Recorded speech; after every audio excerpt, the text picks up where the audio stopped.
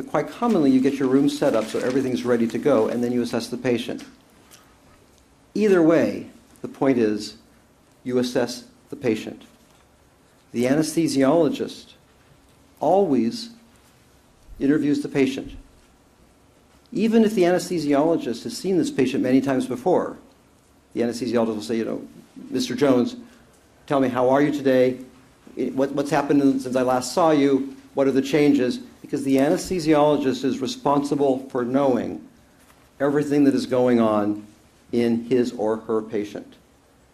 The anesthesiologist also performs a quick physical examination. Not surprisingly, the most important thing, again, is the airway.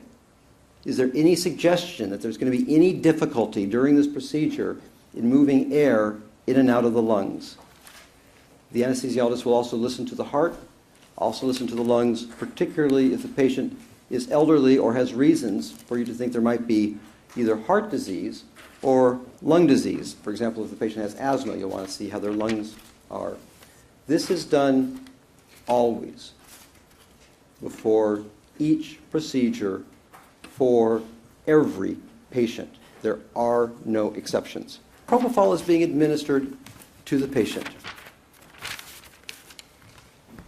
Stop.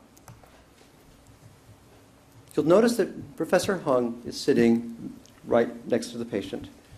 The anesthesiologist is in close proximity to the patient. How close? You can reach out and touch the patient throughout the case.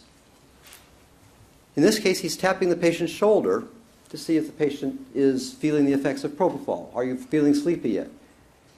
So the anesthesiologist has this moment-by-moment connection to the patient constantly throughout the procedure. Please continue. So patient seems to be pretty sleepy here. You'll notice here, stop. This is a chart. The anesthesiologist writes down everything that happens as diligently as you are doing here. The anesthesiologist is recording all of the blood pressures. Every 5 minutes, the pulse oximetry, the carbon dioxide, the rate that the patient is breathing gets recorded usually every 15 minutes. The heart rate, the heart rhythm, what does the EKG look like, is being recorded. So all of the drugs are being recorded. This record is not just some static document that gets put in a chart somewhere. It's part of the therapy. You can use it as you're providing the therapy, the anesthesia. You use it to see what happened 10 minutes ago. What was the blood pressure 10 minutes ago, so you can see if it's going up or going down. You use it to keep track of your drugs. When did I give that last dose of something? Here's when I gave it. It is integral to your care of the patient.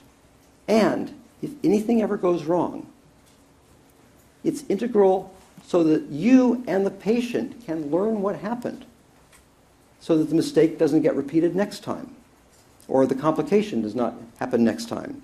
Or when the patient is seen by another doctor, the patient can say, here's my medical record and there was a problem, and the other doctor can know what happened. Keeping this is not a convenience.